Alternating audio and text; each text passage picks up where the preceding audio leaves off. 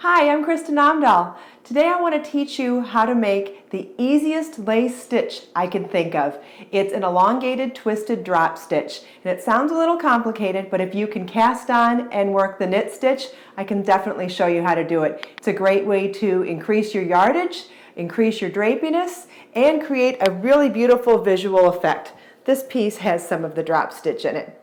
See how it's just alternated between rows of garter stitch, which is knit every row, and one of those elongated twisted drop stitch rows. So let's get started.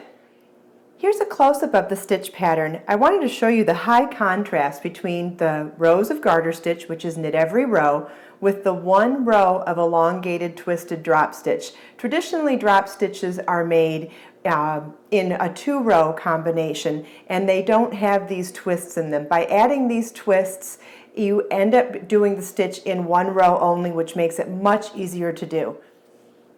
All right, today I'm going to work with a worsted weight yarn. When you're learning a new technique, I think it's really important to use a yarn that you're comfortable with and that you can see and handle well. When starting a new technique, going with a thicker yarn and heavier needles will definitely give you an easier foundation for learning the stitches. And then once you get the technique down, then you can work your way up to the thinner yarns for the more lacier effect. So we start with a slip knot. You're going to wrap the yarn around 2 fingers, wrap it again, and then pull the layer underneath, over, and pull the one underneath through.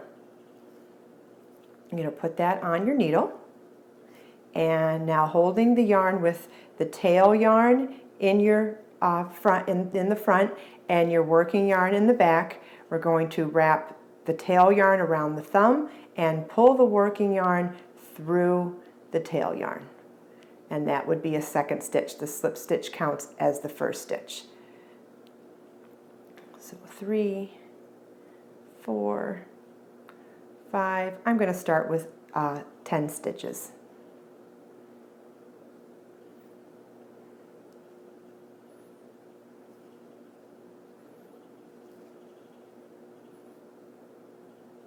Okay, so we'll turn our work now, and for the first couple of rows we're just going to knit, which means you insert your right hand needle into the front of the first stitch, grab your working yarn, not your tail yarn, wrap it around the right needle, pull a loop through and pull the loop on the left needle up and off the needle.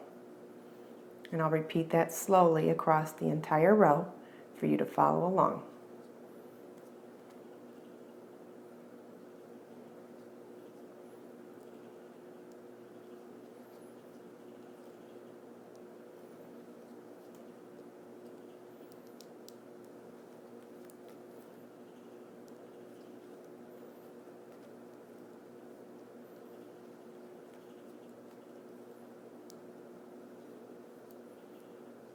And we'll turn our work now and work another row of knit stitches.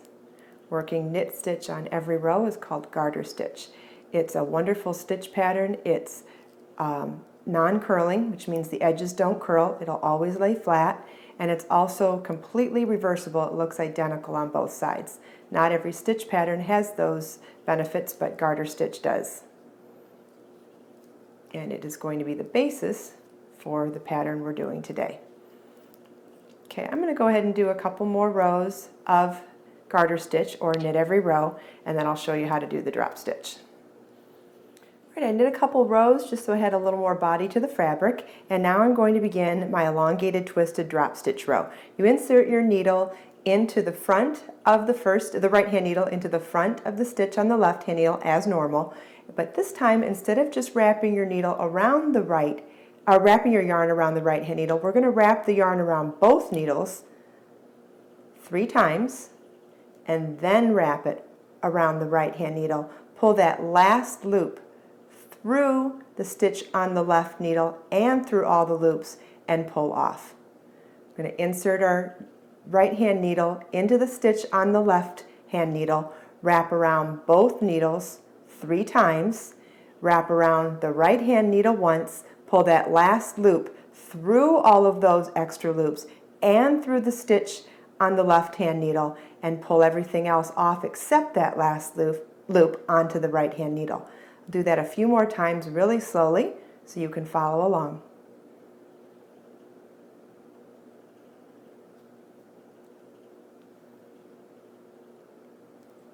The beauty of this technique is that you don't have to carry these extra wraps across the entire row. When you're doing a shawl or another large project, it can be a lot of extra loops on your needles and very distracting.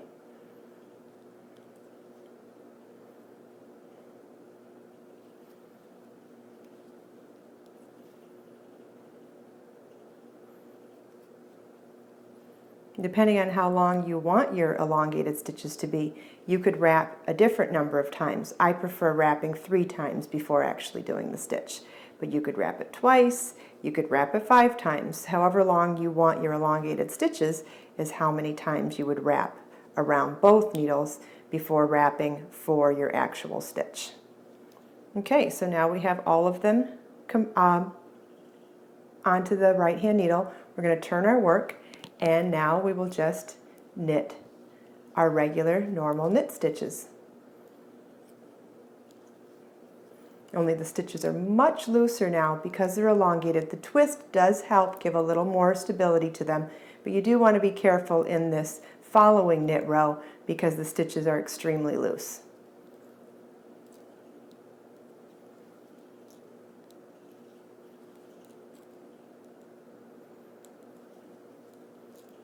And that's all there is to it. Now you could either continue on with alternating one row of elongated twist stitches with one row of knit stitches, or you could do a combination like I did in this shawl, where I alternated rows of garter stitch with the elongated twist stitch, or a close-up of one of my all-time favorite knit lace shawls that incorporates a row of that elongated drop stitch in and around feather and fan. This is a free pattern that I have a link to in the video description, and you can download for free.